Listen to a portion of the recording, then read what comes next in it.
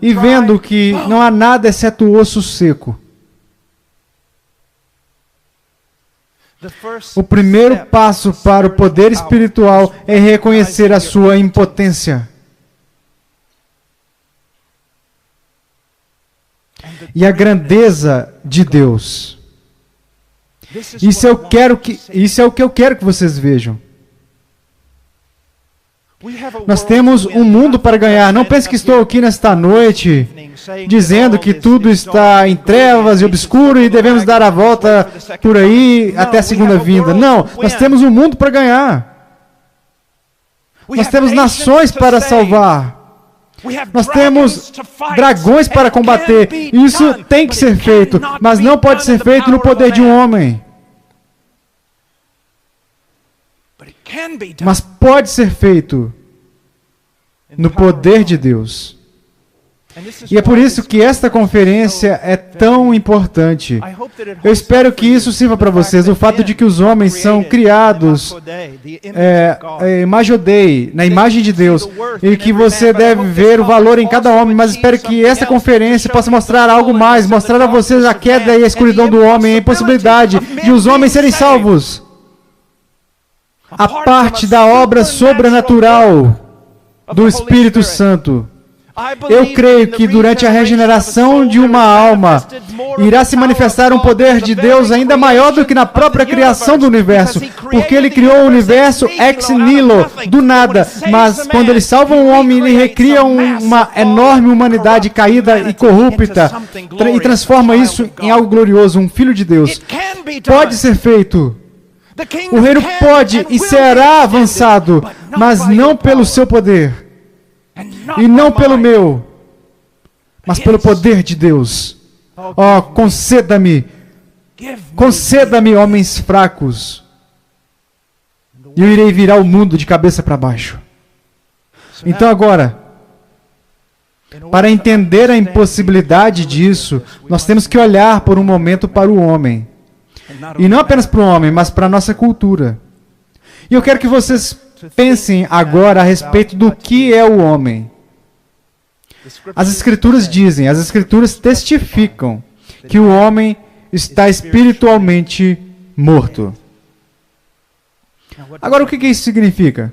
O que isso significa? Ora, eu quero que a gente marque aqui por um momento e que a gente vá para uma das melhores explicações em todas as Escrituras, e está em Efésios capítulo 2. Agora, nós não vamos muito longe neste texto, mas temos muito a dizer nessa noite também. Eu quero que vocês vejam as coisas debaixo de uma perspectiva diferente. Em Efésios 2, versículo 1, diz: Ele vos deu vida, estando vós mortos nos vossos delitos e pecados, nos quais andastes outrora, segundo o curso deste mundo, segundo o príncipe da potestade do ar, do Espírito, que agora atua nos filhos da desobediência, entre os quais também todos nós andamos outrora, segundo as inclinações da nossa carne, fazendo a vontade da carne e dos pensamentos, e éramos por natureza filhos da ira, como também os demais. Agora,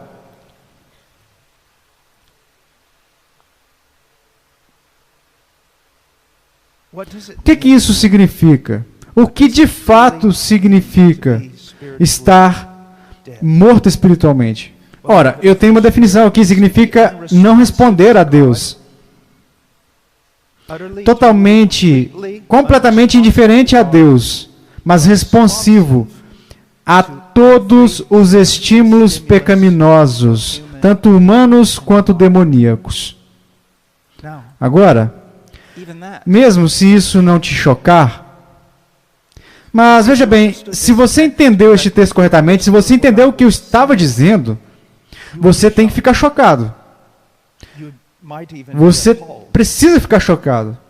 E veja, esse é o trabalho do pregador. Você olha para este texto e você boceja. Você olha para este texto e você coloca numa categoria da doutrina reformada, quando você deveria olhar para este texto e chorar. O que está dizendo sobre o homem? Ora, pense sobre isso. Ora, antes de chegarmos ali, vamos ver o que não está dizendo.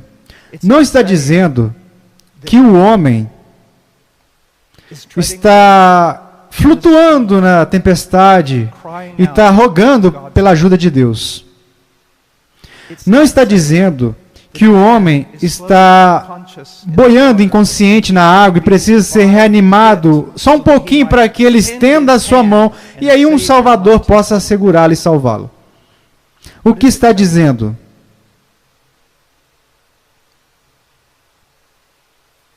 Imagine comigo por um momento um cadáver podre e pútrido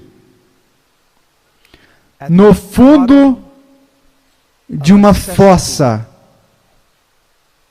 Uma fossa que foi criada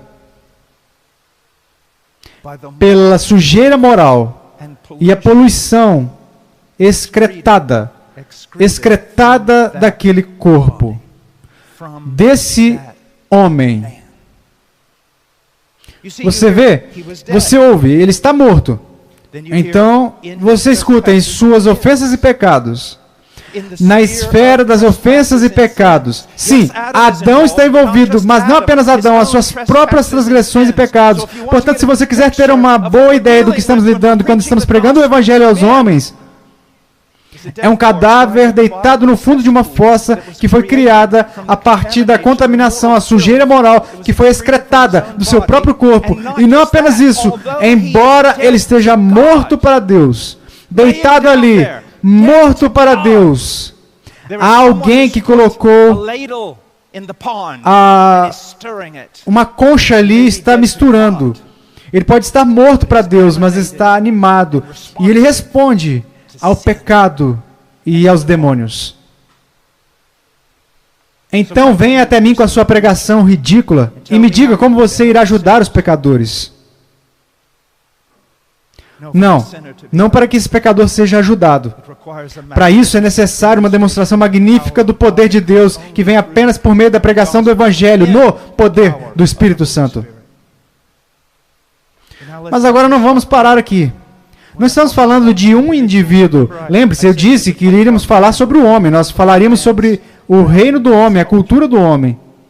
Então agora imagine que você tem este lago, essa fossa, com um homem dentro. Então você vê outro e outro. Uma poça corrupta após a outra. Todos fluindo para o mesmo rio, todos indo o mais rápido que podem, longe de Deus, em rebelião, em impureza, obstinados nessa cultura. Essa é a nossa sociedade. Esse é o nosso mundo. Agora, eu quero ler uma passagem em Judas. Ele está falando aqui sobre os falsos profetas, mas a aplicação é para o público geral. É assim que ele descreveria, sem qualquer recato, pastores que a si mesmos se apacentam. Esta é a nossa geração. Este é o nosso povo. Sem qualquer recato, pastores que a si mesmos se apacentam, nuvens sem água, impelidas pelos ventos, árvores em plena estação dos frutos, destes desprovidas, duplamente mortas, desarraigadas, ondas bravias do mar, que espumam as suas próprias sujidades, estrelas errantes, para as quais tem sido guardada a negridão das trevas para sempre. Esta é a humanidade. Agora, qual ferramenta você irá tirar do seu bolso para curar isso?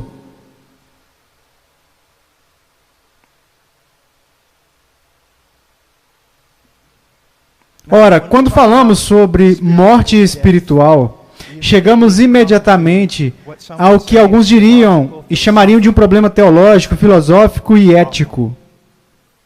E principalmente esse problema evoluiu porque os homens não entendem corretamente a doutrina da morte espiritual. Aqui está a ideia. Dizer que um homem está espiritualmente morto significa que ele não pode ir até Deus, que ele não pode obedecer a Deus e que ele não pode agradar a Deus de jeito nenhum.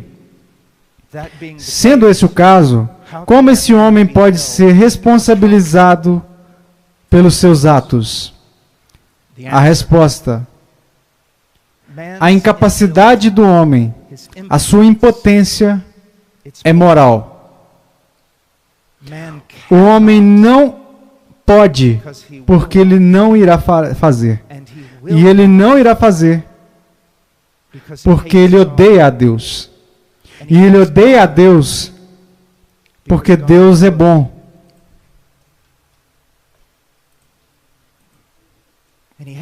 E ele odeia um Deus que é bom, porque ele, o homem, caiu. Ele é corrupto. Ele odeia a luz. Ele ama as trevas.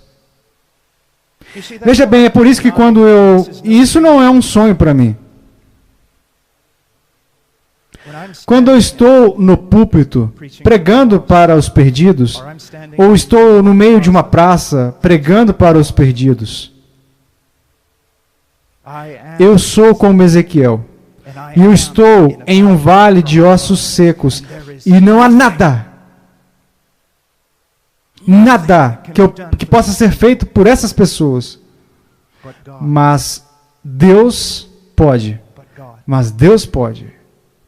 Mas Deus pode. Agora, deixe-me dizer dessa forma: incapacidade espiritual. A incapacidade espiritual do homem é o resultado da sua hostilidade voluntária. Agora eu quero dar a vocês uma ilustração. Se Deus desse um livro, o seu livro, a um cego, então condenasse esse cego porque ele não consegue ler o livro, isso seria injusto. Mas esse não é o caso. Deus deu o seu livro a um homem que pode lê-lo, mas que se recusa a fazê-lo por ódio ao autor, ou até começa a lê-lo, e quanto mais ele o lê, mais ele odeia o autor, até que o joga no chão e xinga a Deus. Portanto, essa criatura, este homem, é totalmente responsável, porque é moral. Não é que ele não consegue enxergar. Ele pode enxergar, mas ele não quer. Eu quero dar a vocês algumas passagens das Escrituras para dar suporte ao que eu estou dizendo. Isso está encontrado ali em Romanos 1,18. Pois a ira de Deus é revelada do céu contra toda a impiedade e injustiça dos homens, que suprimem a verdade pela injustiça. Quanto o homem pode saber sobre Deus, a pessoa de Deus? Quanto o homem pode saber sobre a vontade de Deus? O homem pode saber o suficiente sobre a pessoa de Deus para odiá-lo. E pode saber o suficiente sobre a vontade de Deus para desprezá-la, rejeitá-la e abandoná-la. Portanto, o homem é culpado. Há um princípio que eu quero compartilhar com vocês, está em Gênesis 37:4. Apenas escute. Isso tem a ver com José e os seus irmãos. Diz, os seus irmãos de José, viram que seu pai o amava mais do que todos os seus irmãos e assim o odiavam. E não suportavam falar com ele de forma amigável. Eles não podiam dizer uma palavra gentil para ele. Agora pense sobre isso. Eles falavam a mesma língua. Viviam próximos. Mas o hebraico é bem claro. Eles não podiam, era impossível para eles falarem uma palavra gentil ao José. Por quê? Porque eles o odiavam. A maioria de nós que está no ministério há algum tempo já se deparou com casais que estão à beira do divórcio. E você diz a um deles, você precisa perdoar, você precisa perdoar, você precisa perdoar. E o homem ou a mulher cerra os punhos e diz, eu não posso perdoá-lo. Por quê? Porque eu o odeio. Porque eu o odeio. Vejamos João capítulo 3.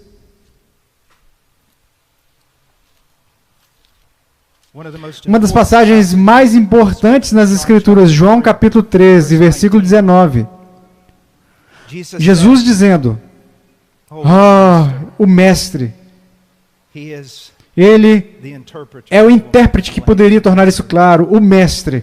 Versículo 19. Ele diz: o julgamento é este, que a luz veio ao mundo, e os homens amaram mais as trevas do que a luz, porque as suas obras eram más.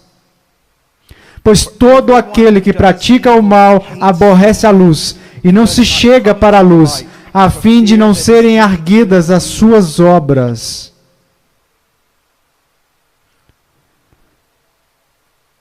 Eu tive um amigo há muitos anos na faculdade, e ele era um cara estranho. Eu quero dizer, ele pregava para qualquer um. E íamos pregar juntos nas ruas. E um dia ele tinha um olhar louco nos seus olhos. E ele disse: sabe de uma coisa? Ele disse: veja isso. Então estávamos parados em um lugar lotado e ele gritou: Buda! O mais alto que ele podia. Basicamente ninguém prestou atenção nele. E ele disse: Maomé!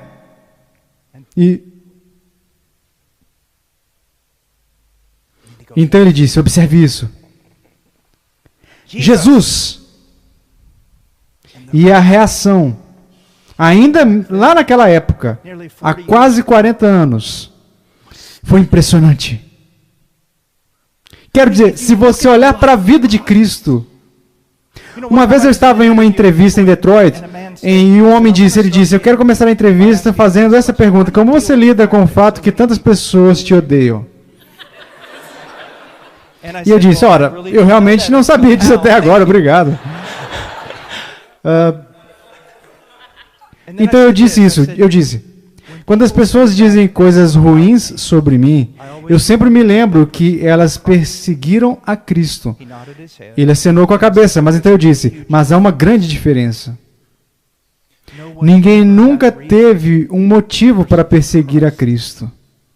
A minha ousadia, às vezes, tem sido impetuosidade. As minhas palavras já foram cortantes. Mas ninguém jamais poderia apontar para Jesus. Ainda hoje em dia, os inimigos de Cristo não podem apontar qualquer transgressão dele. Então, por que ele é odiado? E eu apresentaria a vocês o homem mais odiado deste planeta. Por quê? Porque ele era luz. Porque ele era justo.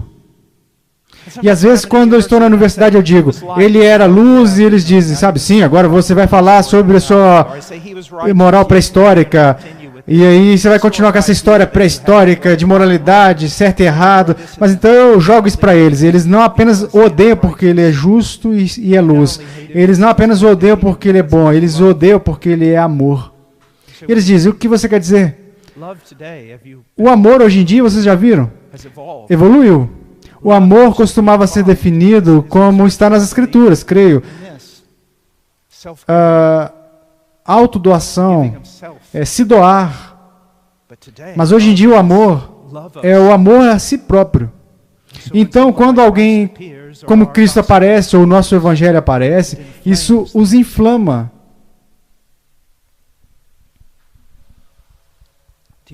Vocês estão entendendo em que tipo de batalha nós estamos? Veja, às vezes, e eu conheço alguns bons teólogos que erraram nessa área. Quero dizer, quando você pensa, eu vou mudar por um minuto, quando você pensa no inferno, é terrível pensar nisso. Quero dizer, se você realmente pensar a respeito disso, e tantos teólogos tentaram dançar em torno disso e explicar isso, que não há, que o homem é apenas aniquilado e pronto. E eu creio que uma das razões pelas quais os homens têm tantos problemas com o inferno é porque eles têm uma versão do inferno que é mais apropriada para o inferno de Dante do que é para as Escrituras, ou para a mídia, ou até mesmo para a pregação evangélica.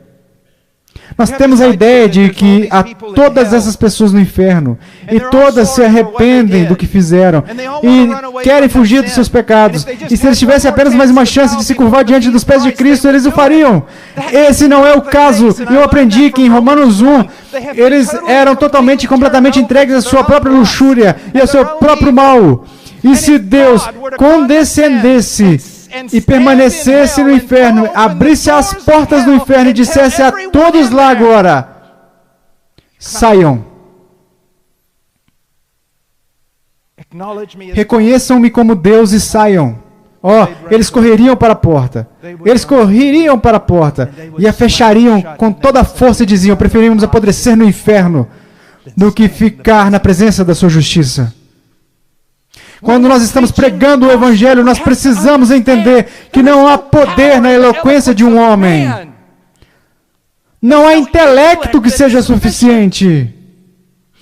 Uma obra sobrenatural de Deus tem que ocorrer, e ocorre quando o homem se apega ao Evangelho e prega o Evangelho.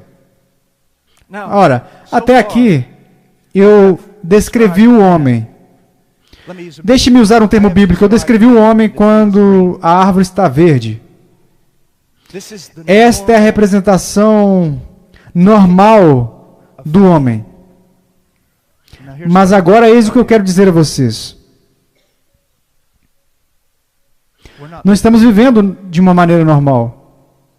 O que eu quero dizer?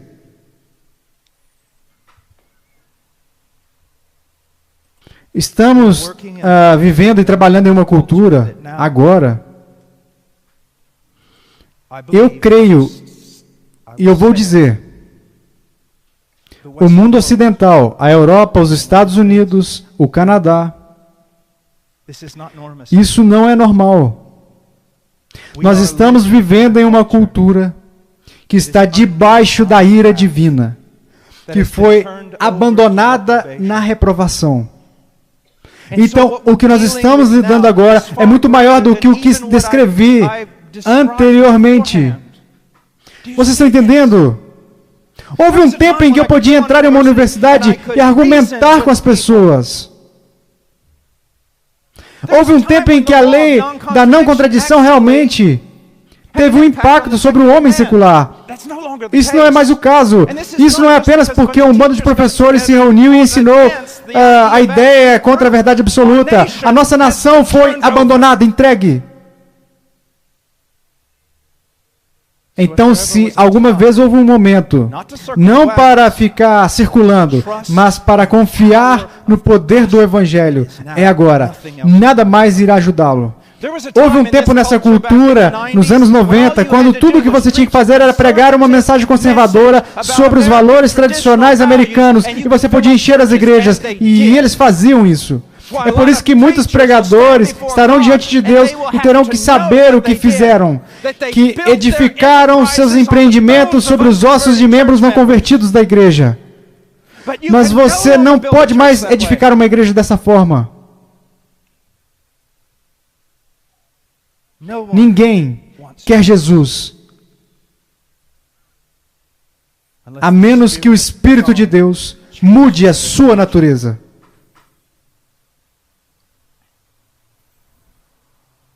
Eu quero ler bem rápido.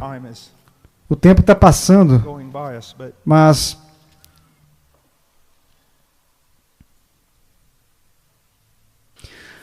pois a ira de Deus é revelada do céu contra toda a impiedade e injustiça dos homens que suprimem a verdade e a justiça.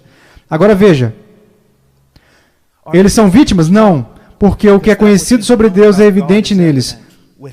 Pois Deus tornou isso evidente para eles. Pois desde a criação do mundo, seus atributos invisíveis, seu poder eterno, a sua natureza divina foram claramente vistos, sendo compreendidos por meio do que foi feito para que sejam indesculpáveis.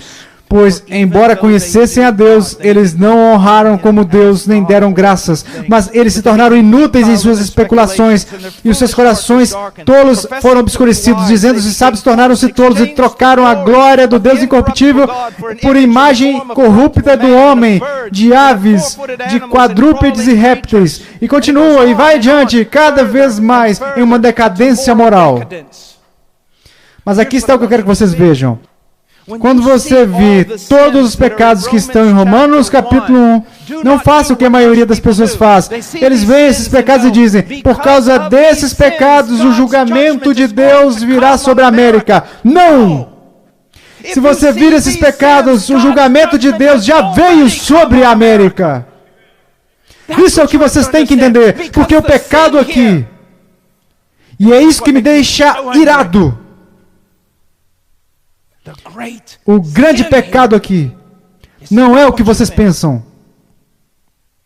Não é o que os homens fazem a si mesmos ou o que os homens fazem aos outros homens. O grande pecado aqui é que, embora eles conhecessem a Deus, eles não o desejaram. Vocês precisam entender algo.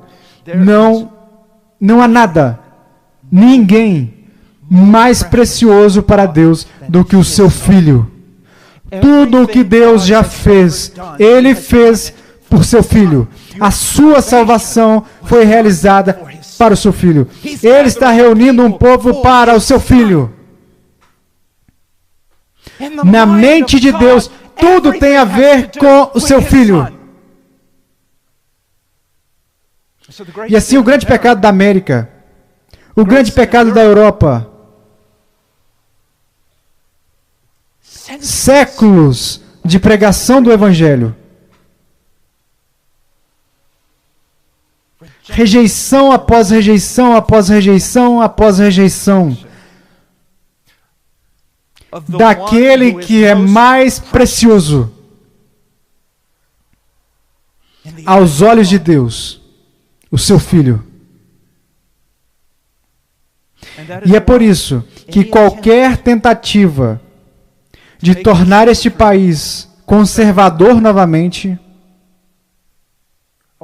ou grande mais uma vez, ou qualquer coisa, irá falhar. Porque Deus está preocupado com uma coisa, e não é uma coisa, é uma pessoa, é o Filho dele.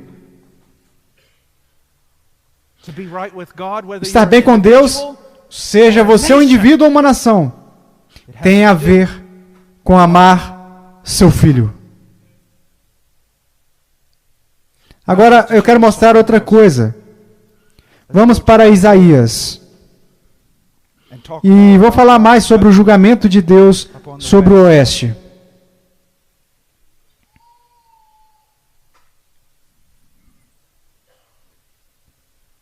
Se isso não é evidente para vocês, eu não sei como tornar isso evidente.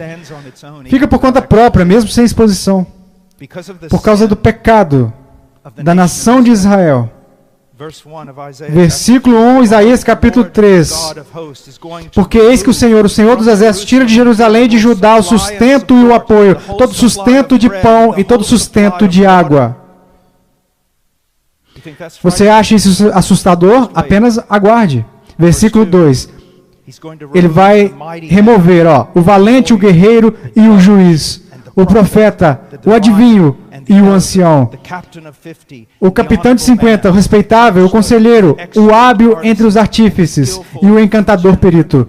Ele vai remover, mesmo que haja uma mistura aqui, a ideia é que ele vai remover os nobres,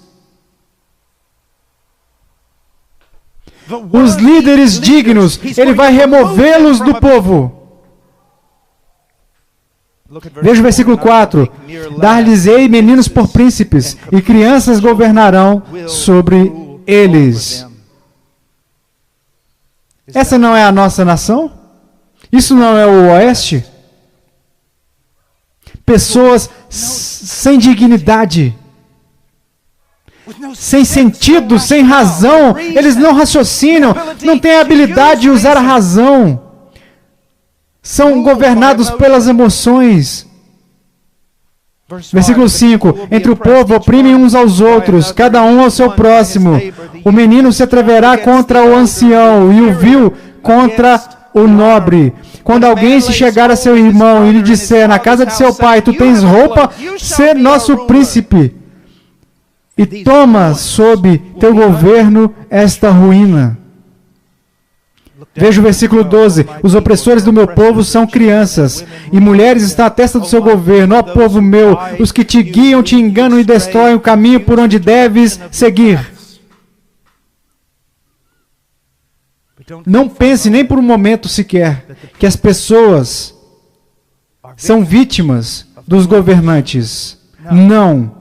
Os governantes são o juízo de Deus sobre o mal do povo. Então você pode fazer para mim uma longa lista de todos esses crimes individuais que você tanto odeia, que são flagrantes na nossa sociedade. E eu vou apagar todos e dizer que uma coisa em particular que se destaca exponencialmente acima de todo o resto, e é a maneira como tratamos o filho dele.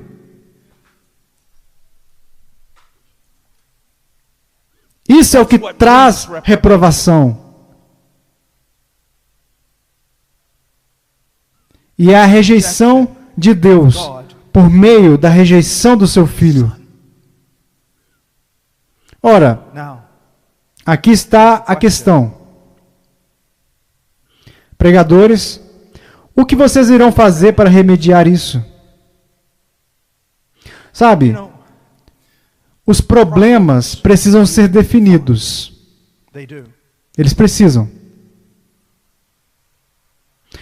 Intrincadamente, por homens de grande intelecto, precisam ser compreendidos. Mas não basta identificar problemas e falar sobre eles. Não basta simplesmente explicar tudo isso com precisão. A questão é, o que iremos fazer? E não há nenhum lugar no Antigo ou no Novo Testamento que me diga que, como ministros de Cristo, devemos contornar os obstáculos e nos esconder. Devemos seguir adiante. Temos um rei que vai adiante, conquistando para conquistarmos. E aqueles que cavalgam atrás dele estão debaixo do seu controle soberano. E aqueles que não lidarem corretamente com ele, ele irá lidar corretamente com eles. Nunca houve um momento como este. Fique de pé.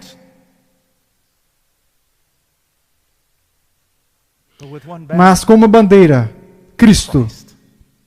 Cristo. Cristo. O que você vai fazer, pregador? Como você vai cortar todo esse mato? O que você vai fazer? Personalidade?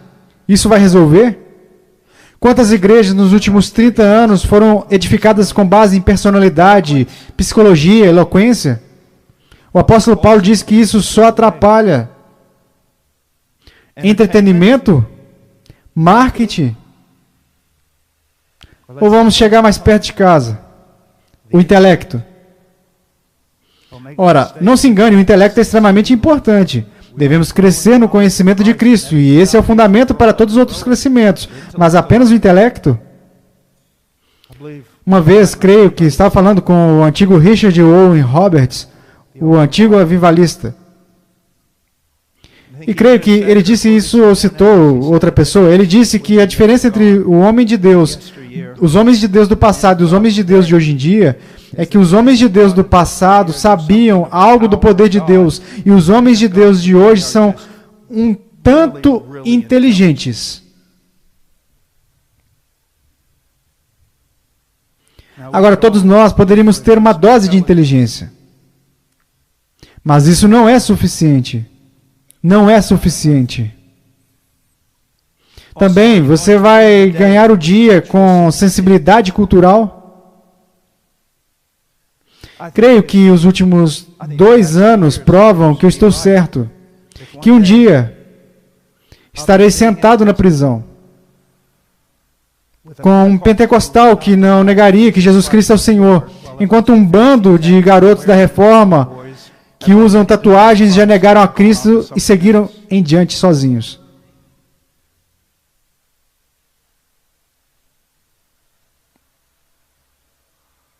O que nós iremos fazer? Iremos dar uma trégua à cultura? Trabalhar até a morte para tentar provar a eles que não somos tão burros quanto eles pensam que somos? Seremos como caniços, agitados pelo vento? Pessoas assim pertencem a palácios e a políticos. O que precisamos hoje em dia são de profetas.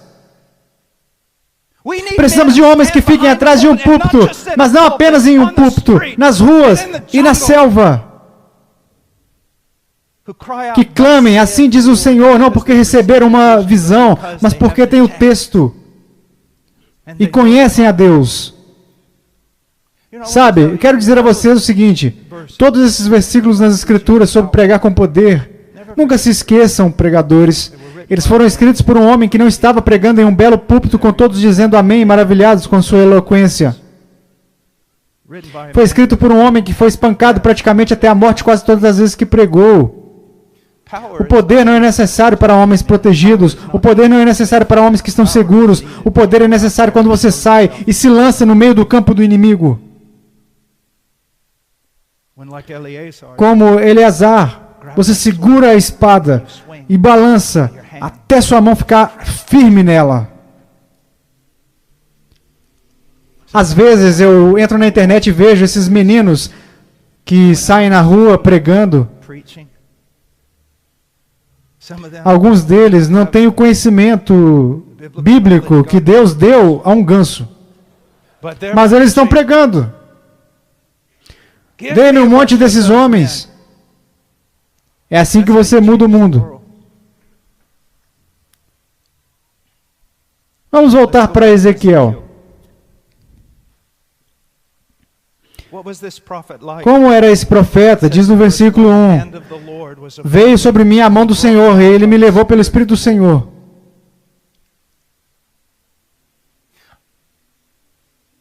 Agora, isso é usado frequentemente em Ezequiel. Mas isso é a sua preocupação? Eu tenho idade suficiente para ter participado de grandes discussões com o que nós chamaríamos de homens da antiga vanguarda. Não apenas os calvinistas da antiga vanguarda, mas Henry Hill, abundância de leitura de Tozer e outros.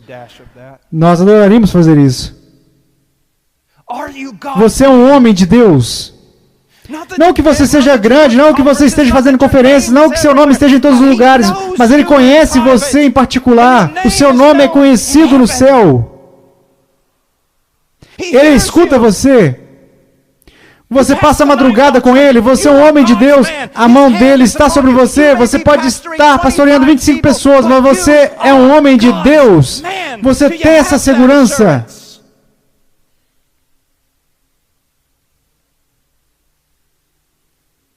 Ele diz que a mão do Senhor, Ele me levou pelo Espírito do Senhor. Oh, que coisa linda e terrível é ser guiado pelo Espírito. Ser capacitado pelo Espírito. E que depois de fazer o que você faz, Ele te deixa e você está tão cansado.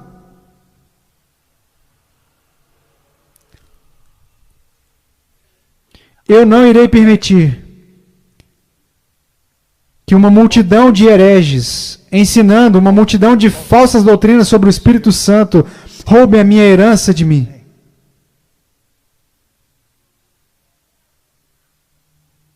Precisamos de homens. Para fazer o quê?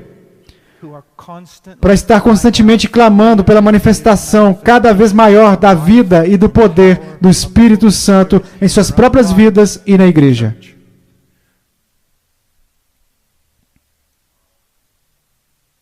E o que aconteceu? Ele foi chamado pelo Senhor, ele foi conduzido pelo Espírito.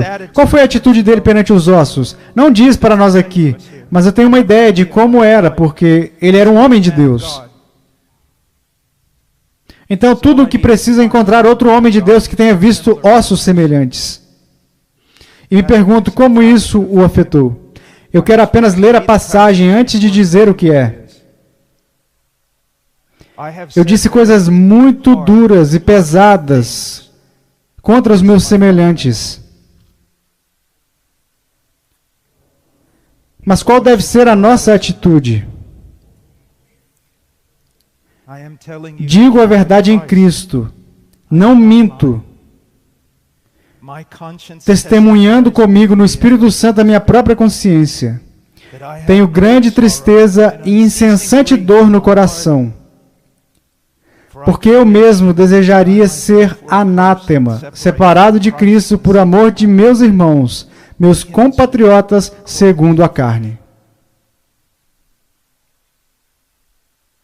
Como você enxerga o que na sua categoria pareceria o pecador mais vil.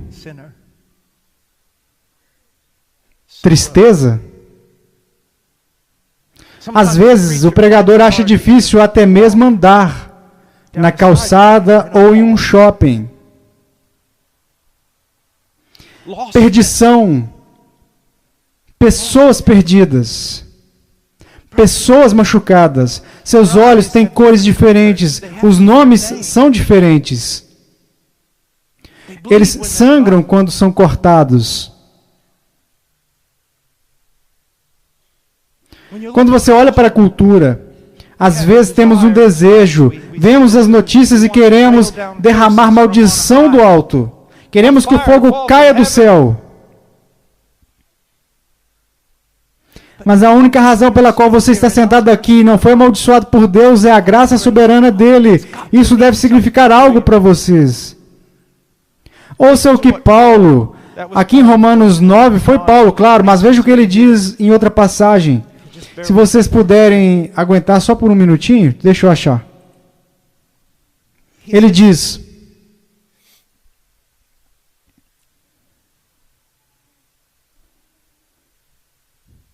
pois nós também outrora éramos nécios, desobedientes, desgarrados, escravos de toda sorte de paixões e prazeres, vivendo em malícia e inveja, odiosos e odiando-nos uns aos outros. Quando, porém, se manifestou a benignidade de Deus, nosso Salvador, e o seu amor para com todos.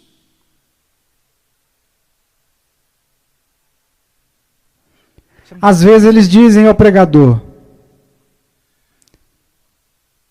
você está tão triste.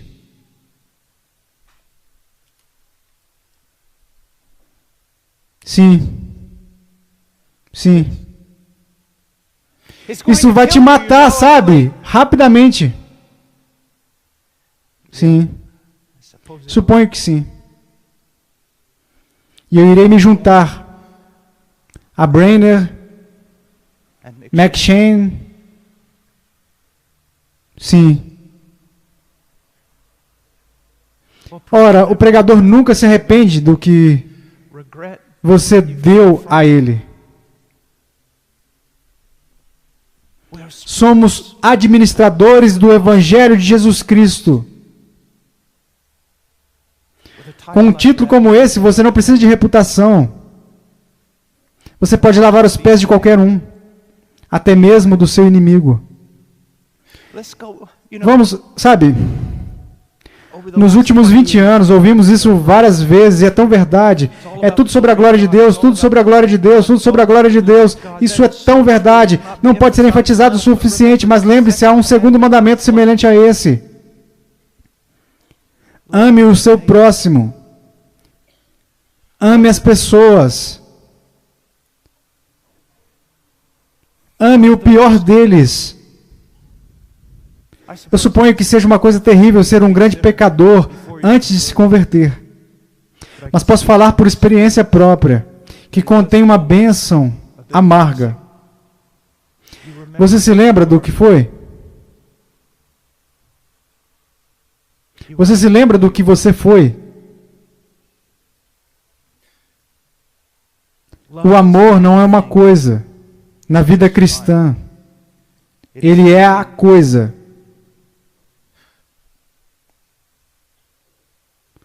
Derramar, se doar.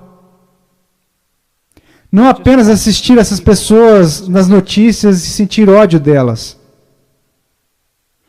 Pregar o Evangelho para elas. Creio que ele olhou para aqueles ossos e disse: esse é o meu povo. Ele não era desapegado. Esse é o meu povo. Qual foi a atitude do profeta quando viu os ossos? Tristeza. Mas então, vamos voltar para Ezequiel. Versículo 3. Deus disse a ele: filho do homem, acaso poderão reviver estes ossos? Respondi: Senhor Deus, tu sabes. Eu amo isso. Ele não presumiu da graça de Deus, mas ao mesmo tempo ele não duvidou da graça de Deus ou do seu poder. Deus, se o Senhor quiser que eles vivam, eles viverão. Há uma coisa linda quando tudo tem a ver com Deus e somente Deus pode fazer isso. Há uma segurança nisso. Há algum lugar na Escritura que diz que não podemos levar o Evangelho às nações? Em algum lugar? Não. Há algum lugar nas Escrituras onde diz que não pode haver um avivamento? Que as nações não podem ser transformadas? Não, não diz isso. Não diga que sim. Não diz. Este não é um momento para homens pequenos, com corações pequenos e espíritos rígidos, endurecidos. Este não é um momento para assistir aos noticiários e ao Instagram e ficar deprimido. Por quê? Se Ele quiser que eles vivam, eles viverão. Eles viverão. E Ele me diz que quer um povo muito grande para o seu filho. E é o nosso trabalho, a nossa tarefa, ir buscá-los. Ir buscá-los. Cara, a maioria das pessoas não tem razão para viver. Nós temos uma razão para viver e para morrer.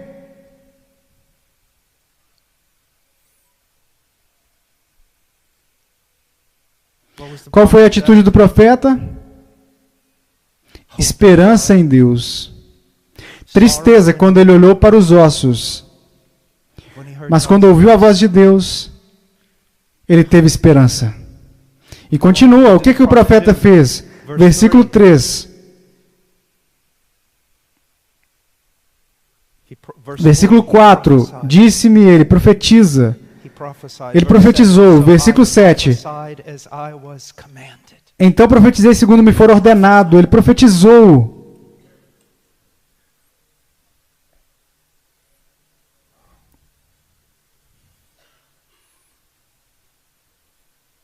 Há poder nessa palavra.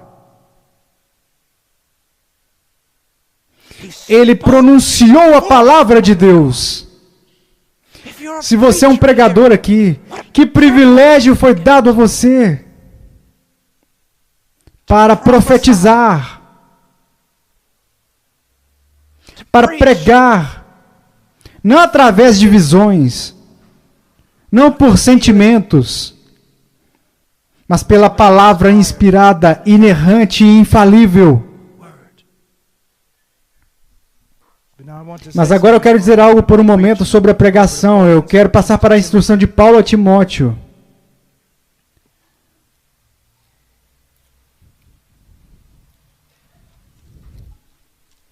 Uma passagem que vocês conhecem, mas apenas escute. Toda a Escritura é inspirada por Deus e útil para o ensino, para a repreensão, para a correção, para a educação na justiça, a fim de que o homem de Deus seja perfeito e perfeitamente habilitado para toda boa obra. Conjuro-te perante Deus e Cristo Jesus, que há de julgar vivos e mortos pela sua manifestação e pelo seu reino. Prega a palavra. Insta, quer seja oportuno, quer não, para fornecer a eles o máximo de informação que seu cérebro pode suportar. Não é isso que está dizendo. Não é isso que está dizendo. Há o momento certo para a pesquisa do Novo Testamento. Há o lugar certo e o momento certo para a escola dominical. Mas isso não é pregação.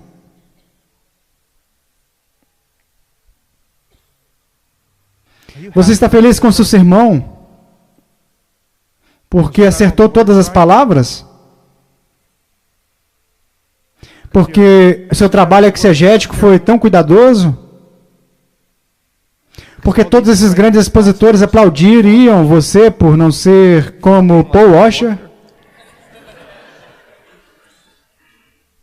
Você está contente com o que fez? Se você está contente com essas coisas, então saia do púlpito, nunca mais volte para ele. Você está buscando pessoas para serem convertidas. Você está buscando santos para serem edificados. Você não está satisfeito com a sua performance. Você quer ver Deus movendo.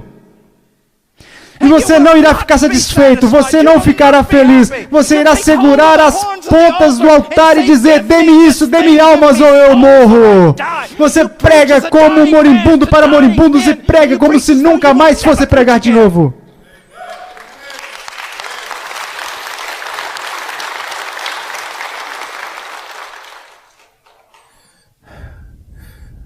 A sutileza de algumas das nossas pregações minou a força de vocês.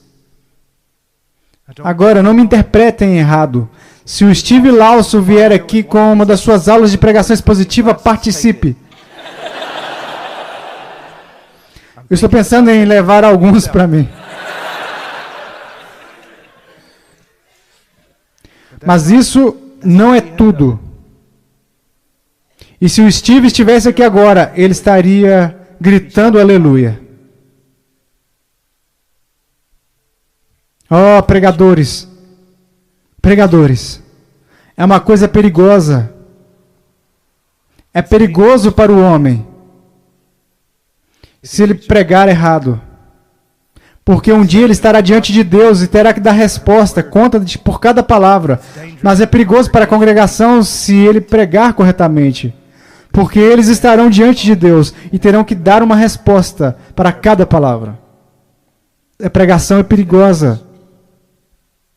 Precisamos de homens perigosos.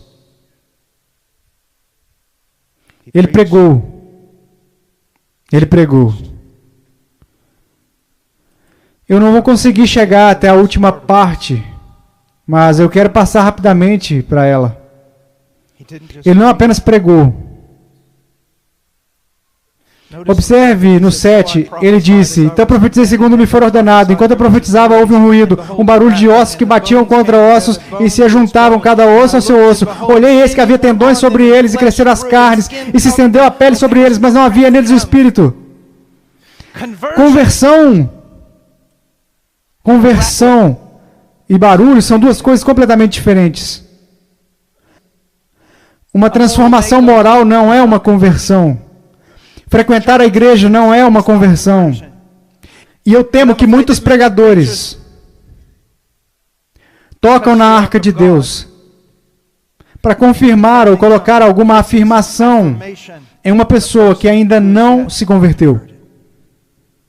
O pregador, ele tem que arar, semear e regar.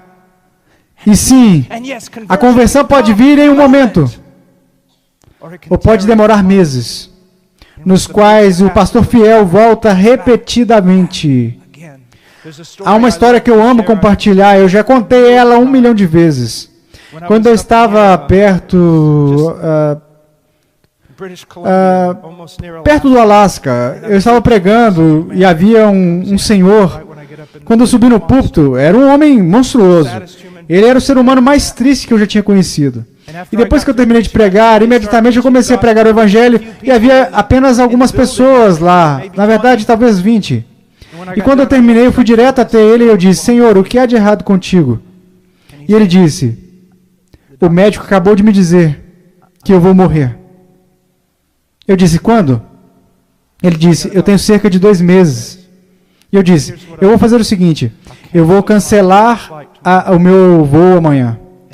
E eu vou sentar aqui com você e pregar este evangelho para ti até que uma de 2 coisas aconteça: que você se converta ou você morra e vá para o inferno. E nos sentamos naquela noite, e o que você faz? Eu disse: você entende a mensagem que eu preguei? E ele disse: claro, uma criança teria entendido isso. O que a maioria dos pregadores teria feito? Tudo bem, você gostaria de fazer esta oração? Mas ele disse: é isso? Acabei de entender, e é isso? E eu disse: não. Então passamos do Antigo Testamento para o Novo, por mais de 1 hora, falando sobre arrependimento e fé, apenas lendo as Escrituras, porque a fé vem pelo ouvir e ler as Escrituras, explicando elas. Isso é arrependimento, isso é fé, isso é arrependimento, isso é fé, é por isso que ele morreu. E no final, eu disse: você entendeu? Ele disse: eu entendo, mas e aí? E eu disse: bem, vamos orar. E depois da oração eu disse, vamos começar de novo. Eu disse, vamos, apenas vá para João 3,16. Ele disse, já lemos isso. E eu disse, ora, e me lembro das suas mãos enormes, a Bíblia estava no colo dele, ele era uma montanha de um homem. E eu disse, leia. E ele disse, ok. Porque Deus amou o mundo de tal maneira que deu o seu único filho, aquele que... E as mãos dele começaram... Eu estou salvo. Eu disse o quê? Ele disse, eu estou salvo, eu tenho a vida eterna, eu vou para o céu. Eu disse, como você sabe? Ele disse, você nunca leu esse texto?